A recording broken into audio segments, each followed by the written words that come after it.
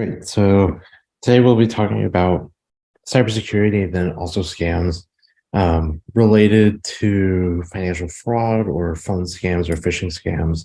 We'll talk about all of them in depth, sort of the ins and outs, what they may look like. And then on the flip end, talk about cybersecurity. What are different kinds of cybersecurity, and how can we, what are like small things that we all can do to improve the protection of our information on the internet. So again, a little brief overview in terms of what cybersecurity is and what it looks like. I think in many ways it could be like this very broad, daunting term where we don't really know what it means, but at base level, it talks about protecting our personal information from threats. And so obviously by threats, they're more digital in nature. So if somebody's trying to get your credit card information, or your email, or even smaller things, like just trying to figure out when your birthday is or where you currently work. There are a lot of different levels to threats that can be imposed on our cybersecurity and our sort of quote, our digital footprint. And then obviously there are like the more extreme ends where like when your computer is hacked or somebody has access to all those things. So again, a very complex term, but for the purposes of this presentation, just keeping it simple to threats to personal information on the digital space. A lot of conversation in the news as well about this idea of like data privacy, right? Who has access to our data? Where is it going?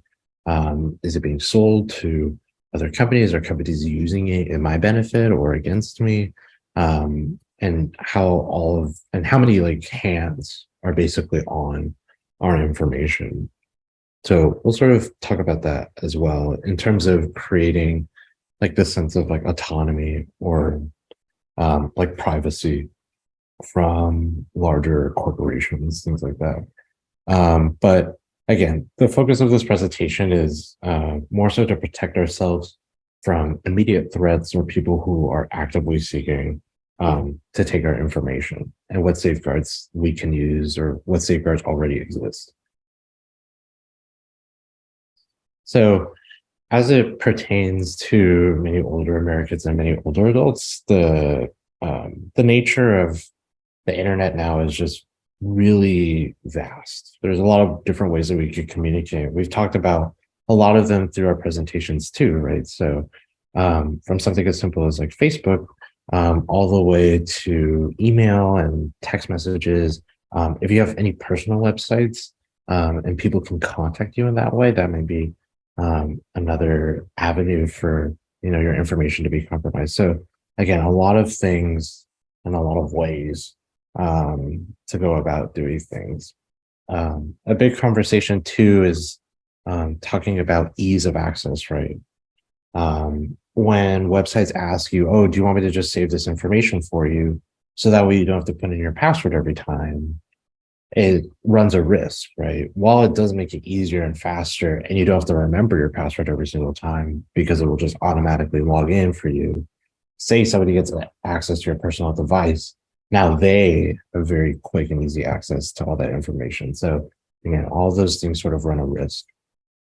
A lot of scammers who target Americans who are 65 and older sort of come from a variety of fields, as you can see here, right? So charitable donations, online auctions, healthcare, especially with sort of this back end of COVID or whatever stage of COVID there are a lot of conversations in terms of healthcare, Medicaid and Medi-Cal rollbacks. How do we sort of fit in that situation? So again, there are a lot of opportunities for folks to try and go at your information. Again, there's also financial fraud, right? So credit card fraud, identity theft, embezzlement, all being strictly done online.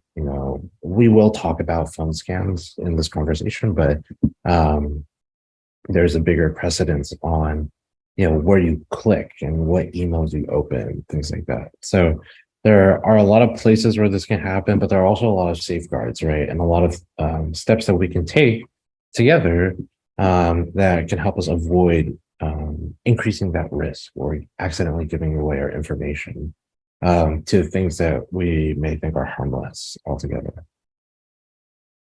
So some forms of cybersecurity, I'll sort of briefly talk over. This is more of like an admin, like up down level, but these are some examples. Uh, for Judy's question, I'll talk about that on the next slide, actually, about some of the terms that I think are important for cybersecurity, but I'll just jump really quickly to like the forms. So these aren't like anything pertinent to us, but in terms of like the companies that we either work for or companies that whose products we use, so even like Google or like Amazon, a lot of them may use these types of cybersecurity or these forms as a way to safeguard our information as it currently exists. So network security is protective measures against unauthorized access. So physically, that can literally look like locking the room to wherever the servers are, to wherever the computers are. So physical safeguards that that don't allow people who want to take our information to access whatever devices that is.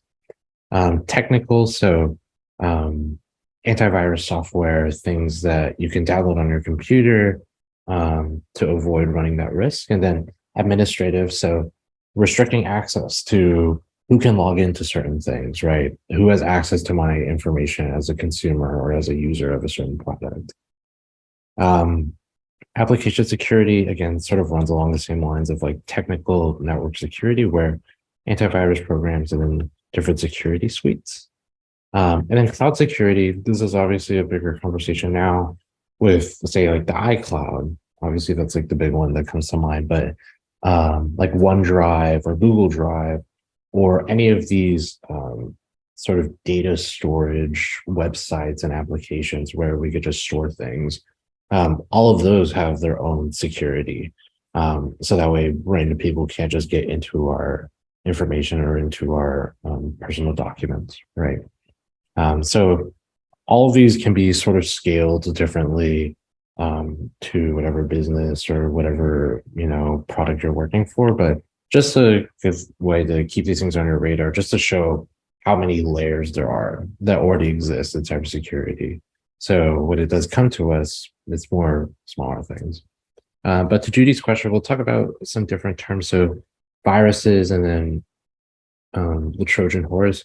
Unfortunately, the Trojan horse in this case does not relate anything to USC, but it is a type of code that folks can use to gain access to your information or to your computer. So a lot of these Trojan horses, as the story goes, right, the men of Troy bring in this horse, and then all these guys sort of come out in the middle of the night and attack the city. So in a similar way, it's this idea that criminals have access to your computer through by clicking unknowingly by unknowingly clicking on certain links or certain files or downloading certain attachments that we're not familiar with, and that gives somebody access to our computer as a whole, where they could sort of manipulate different files and different things that we wouldn't know.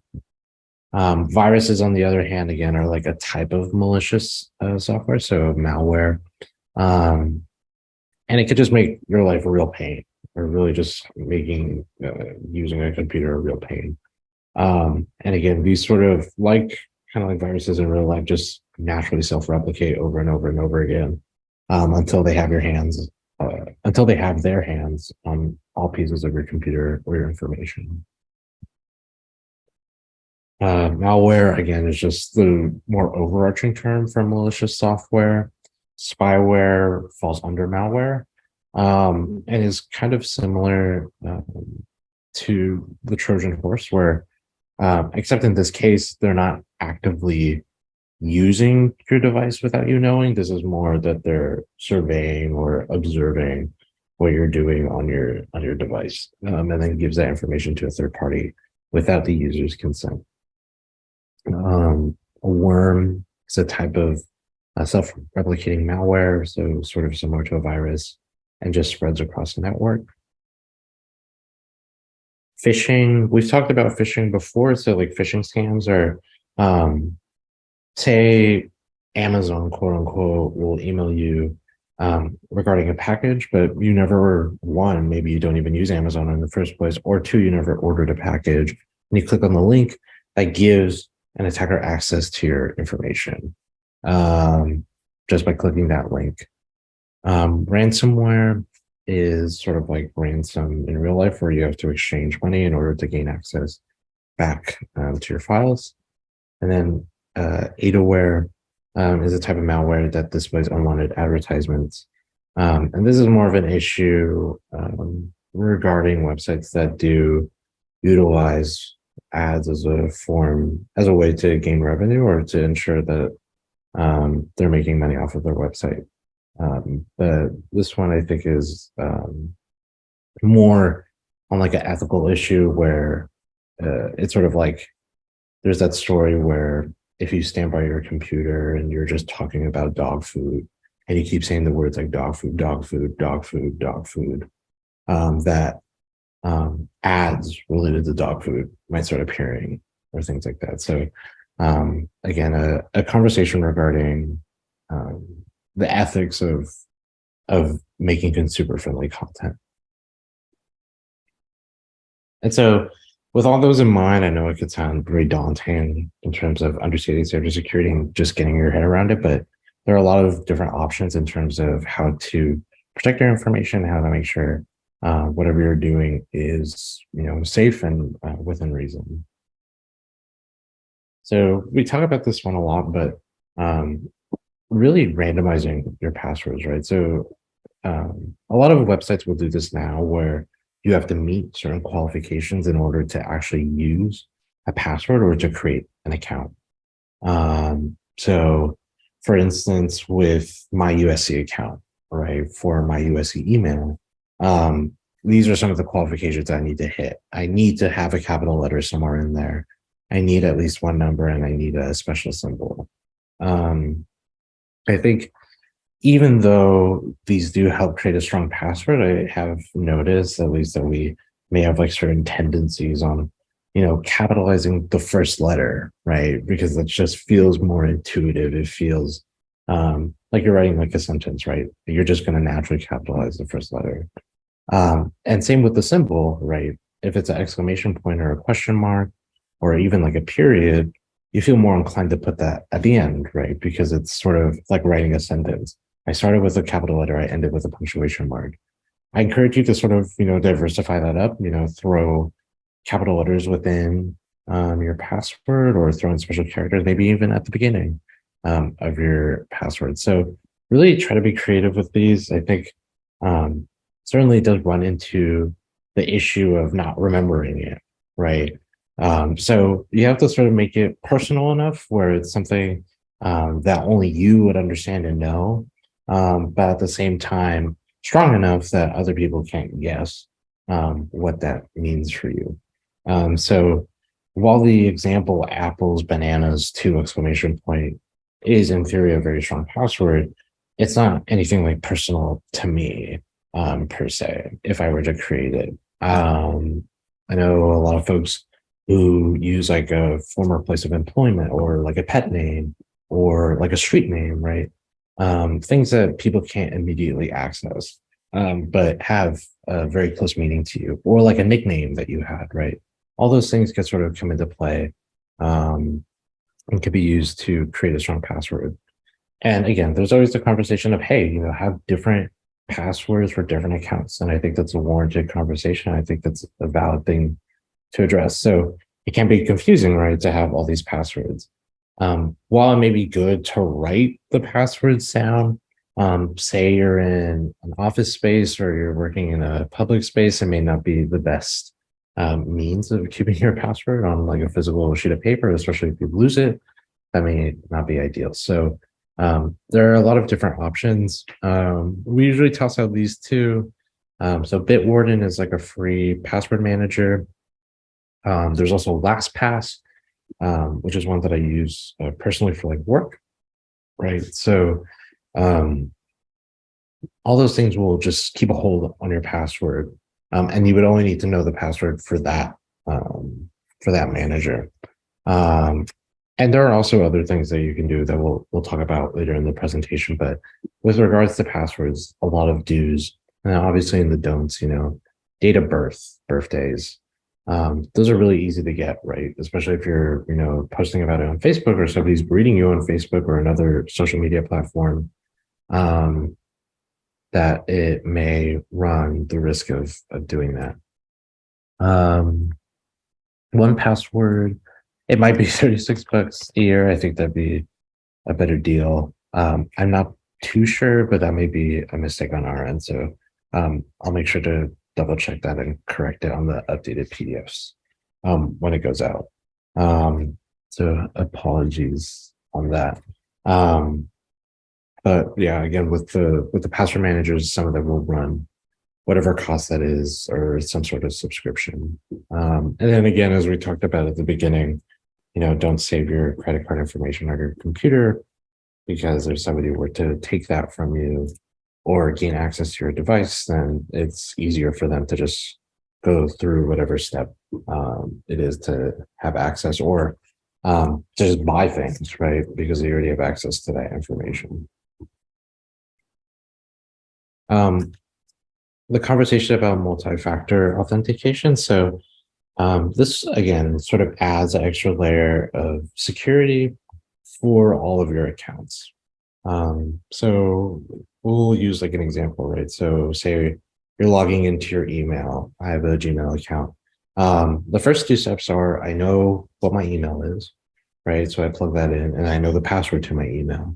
And that approves me to get access into, sending, receiving, reading, creating drafts, et cetera, et cetera.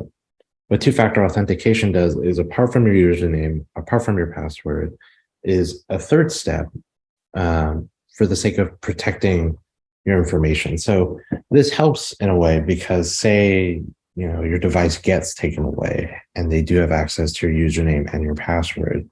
With two-factor authentication, there's that extra layer or that extra safeguard, whatever you want to call it, the extra safety net, that prevents them from getting access.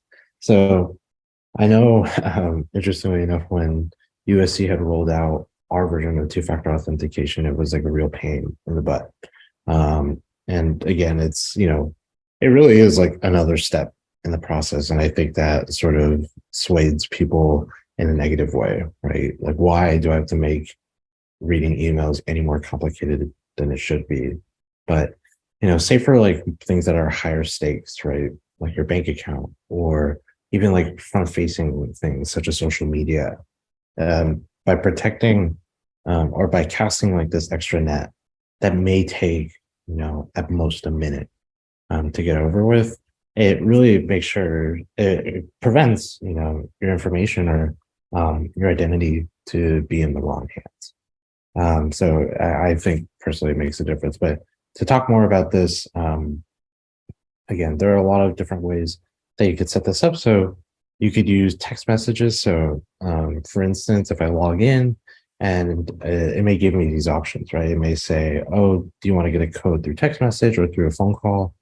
If they text you something, it'll say, oh, here is the code that you have to put in to verify. And then you would just put in the code and then you get access to whatever it is.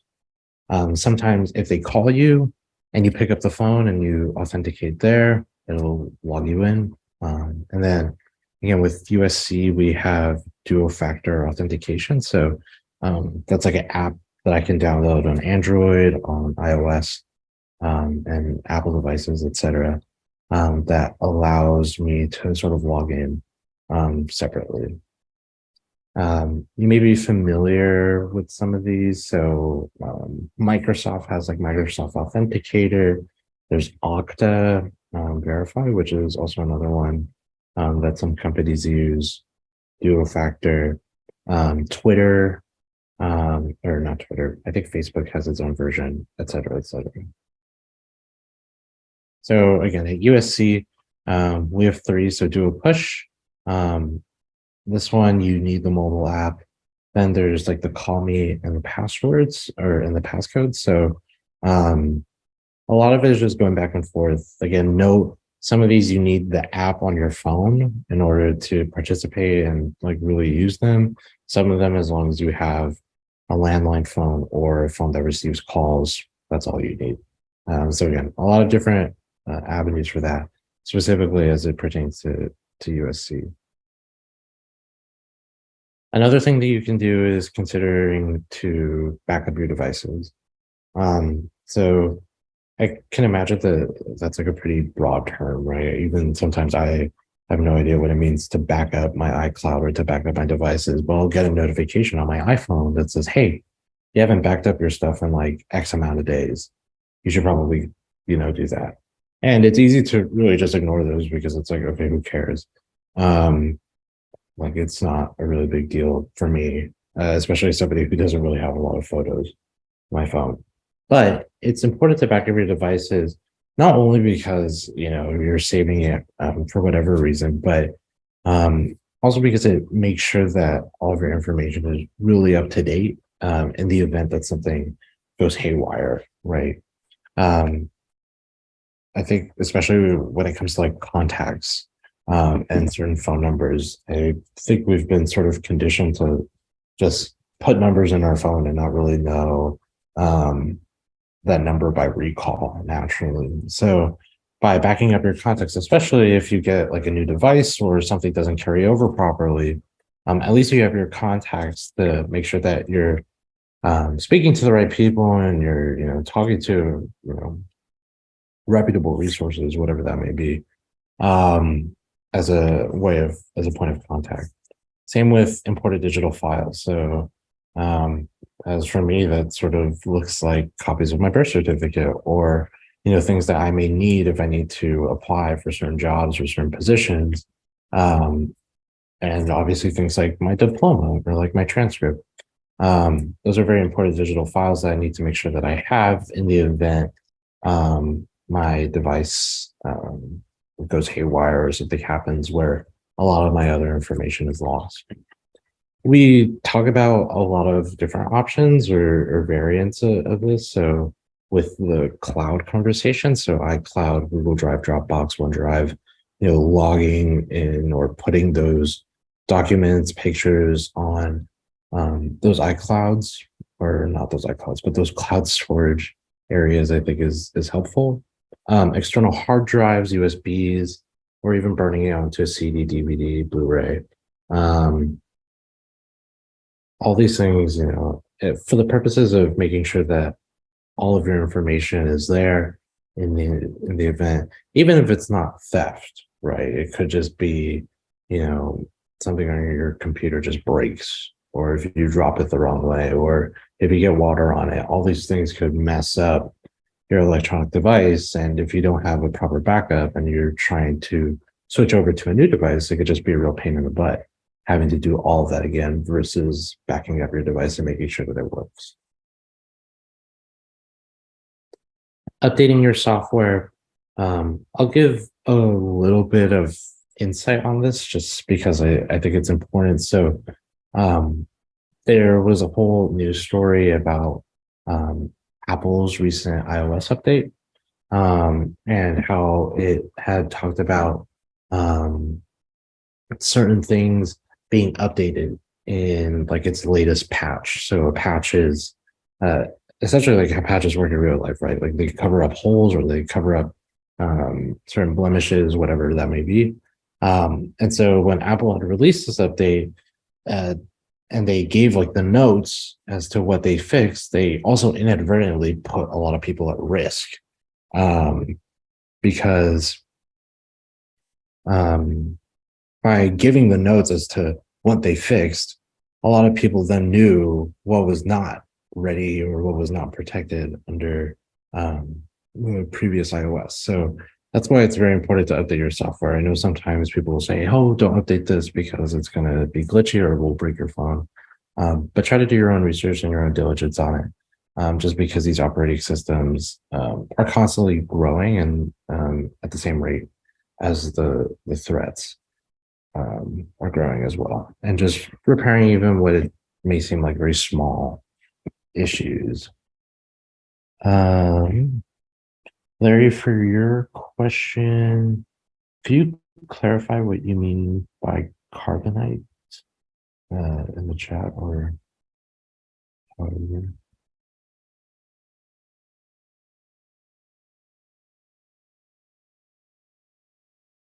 Um, as you're doing that, I'll sort of jump to the next slide and then I'll address that in a bit. But so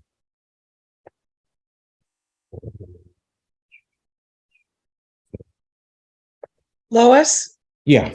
this is Sue. Let me unmute myself a second. I have carbonite and I've used it. I had a huge issue with my laptop a couple of years ago. I backed it up all the time and it turned out I had a hard drive failure.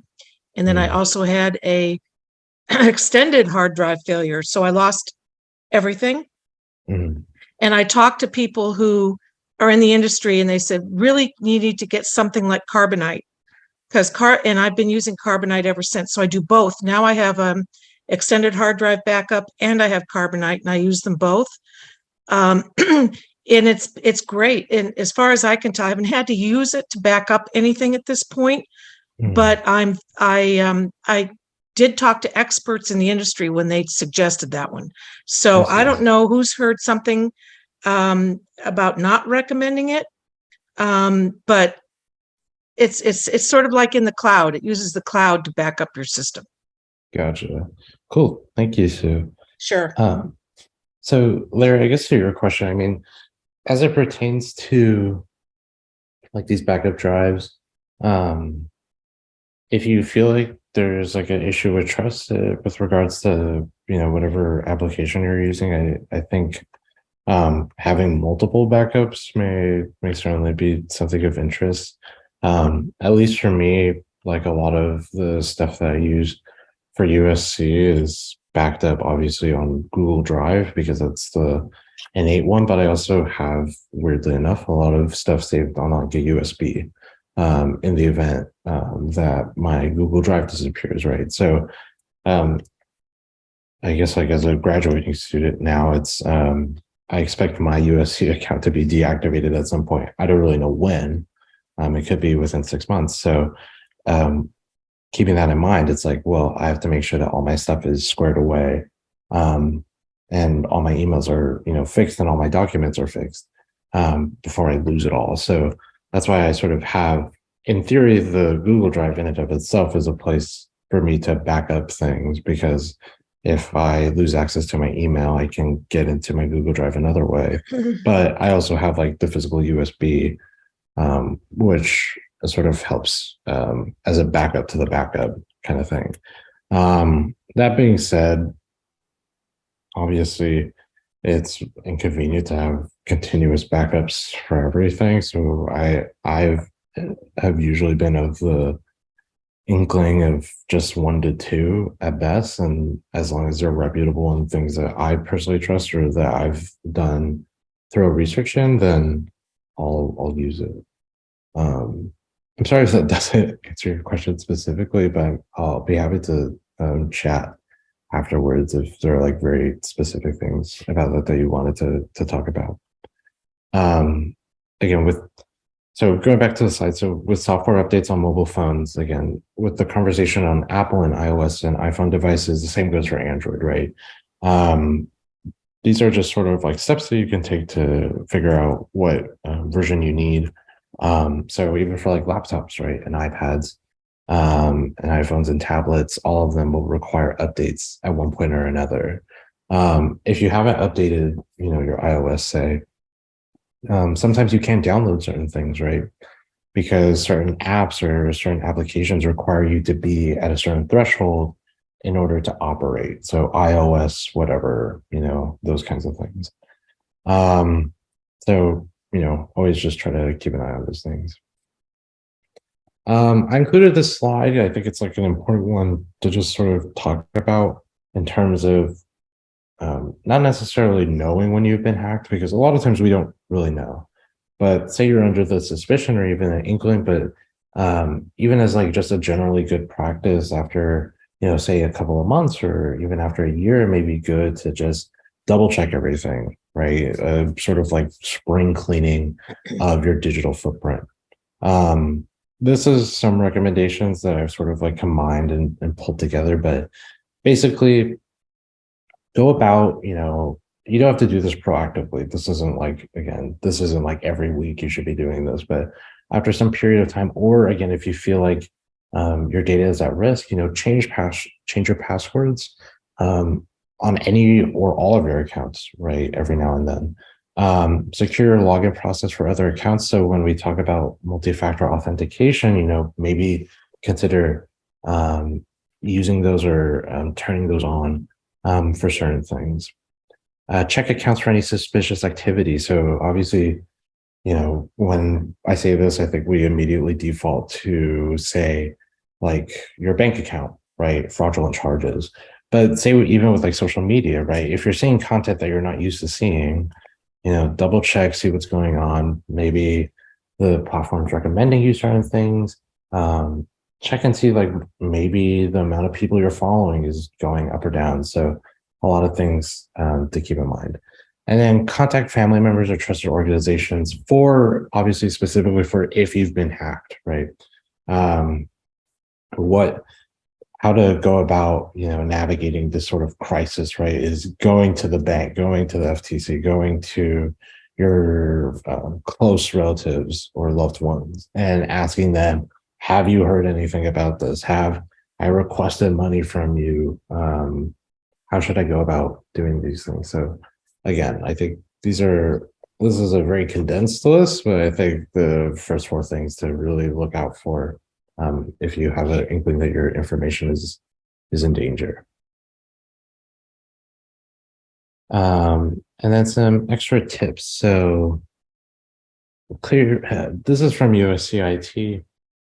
So we sort of share very similar thoughts on this, but clear desk, clear screen. So especially, for folks who are working at home, this may not be something that you immediately think of. This may be for folks who are like working in an office, right?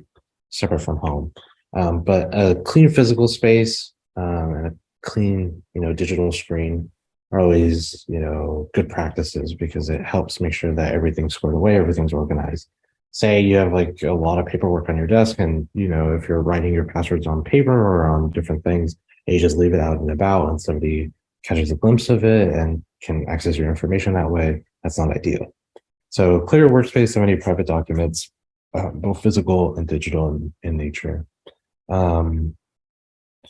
IT's recommendations have probably changed since they released this, but there are more updated versions of Windows and Mac OS systems. So just keep that in mind.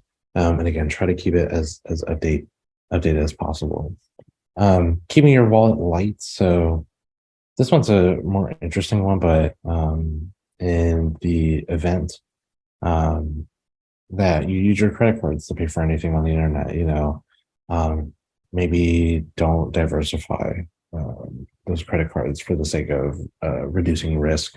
And obviously don't save your credit cards on your computer. And then for a more physical aspect, obviously, leave your social security cards or any like important documents at home if not necessary, and give out your social security number only when you believe it's absolutely necessary. To Judy's question.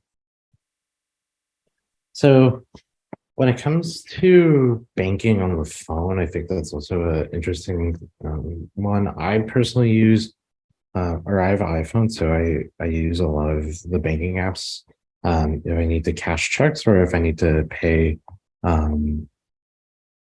certain fees. I think in terms of like safety, I think both of them are dependent on how secure you make said account, right? So like we talked about, if you're doing like the two-factor authentication, if you have strong passwords that may protect it, if it's an issue with the company, then it's sort of, unfortunately you're at the whim of, whatever that issue is, and it wouldn't change whether that was on your computer or on your phone. And then finally, it's dependent on, how you're using or how you're going about the wider internet, right? So um, doing the right steps to protect your information. Um, Light wallet, both. I think IT does recommend both. If you don't need, like in step 5, like if you don't need extra credit cards, don't bring them, right? Reduce your wallet for both digital and physical spaces. Don't save your credit card information in your computer, um, things like that. I'll quickly jump through this portion on scams. I think we talk about this very often, but it's sort of similar to the beginning slide. There are a lot of things to just keep out for. A lot of different ways that people can, take a jab at your information. So, um, as of recent, and as I mentioned before, the COVID-19 stuff, right? Those COVID-19 related calls about, well, I guess back then it was more about, vaccinations and boosters. Now it may be about, if you're on Medicare and you're experiencing rollbacks, um, what that looks like, right? So just keep an eye out for those. Telephone scams. So these don't only occur via, voice conversation or voice dialogue, unfortunately, right? So sometimes people may text you certain codes. Even as I was prepping for this conversation, like I got a text that said that one of my packages was ready from Amazon and that I had a delay or an issue. And it's like, well, one, I never ordered a package. And two, I usually pick up my packages from like an Amazon like store. So um, obviously there are other red flags apart from like pure logic. If they're asking you to click on a link, right, as you could sort of see with a lot of these examples here, probably best not to go about doing it, even if the link looks reliable. So if you're looking at like the two examples with FedEx packages, right, those may be easier to spot out or to pull away because it's like e3fmr.info. If I'm getting a FedEx package, I expect the URL to at least even have the word FedEx in it. So immediate takeaway. For the one on the bottom left, right, for the HSBC account, you can see that it has HSBC in it. So it may come off as a reliable source, but work under the presumption that no company is going to send you a link that you have to click to get to whatever information you need. It's not ideal. It's not very user friendly, right? If my security account or if my bank account has been locked out for security reasons, logically thinking I would probably have to go to the bank to either get that sorted out or at best even use or receive an email regarding that. But more to come on that. Some don'ts in terms of phone usage, and then we'll talk about do's, but very brief notes. So one ring calls, pre-recorded messages. If it sounds like a robot, it's usually a pretty good takeaway. If you don't recognize the number, send it the voicemail. I usually work under that um, under that style, unless I know that I'm expecting a call from someone. If somebody calls me out of the blue and it's not a number that I have on my contacts, then that's something that I'm not going to pick up. So again, sort of jumping back, right? So make sure that you have your contacts updated and backed up on your computer, because if you get a new phone or a new SIM card, then you kind of need to know who's calling you, right? And there's no benefit in having to stress about every time you get a phone number, you don't recognize it, and then you have to update your contacts. Payments via card or payments by gift card, or prepaid debit card, or even payments over the phone may be a bit suspicious. So again, things to definitely keep an eye out for. Scam text on iPhone, is that effective? I usually do it just as like safekeeping. I know it can feel relentless and that sometimes it may not do you any benefit, but I am under the presumption that it is beneficial, even though it may, again, seem tireless, just because it prevents that number in and of itself from contacting you in any other way. We'll talk about the National Do Not Call Registry. on the next slide, but I think I've used it and it's sort of reduced a lot of the phone calls that I used to get. Call blocking mobile apps, illegal calls. If you're getting a call from a telemarketer and you really want to hear them out on something, actively have a conversation with them and see what they're really trying to get at. And participate in independent research, or, more simply said, look up things via the internet and make sure that, whatever you're getting yourself into or whatever you want to purchase is legitimate and something that, isn't going to try and take your money away, right? This slide will be given out, but I'll sort of talk about it. The National Do Not Call Registry, I want to clarify, doesn't stop all calls. It just stops most. And it helps put your name on a register that informs like a good group of telemarketers, hey, we probably shouldn't call this person. They don't want to be informed about certain things. Registration is just your phone number and then your email address. And you're allowed to submit up to 3 phone calls or 3 phone numbers at a time. I'm on this and I have my parents on this and it works. Again, to clarify, it's not, an ultimatum with telemarketers, unfortunately, but it does a good part. Nomo Robo, I believe, is the one that we have on here. That's one on the App Store, and then I'm blanking on the one at the top.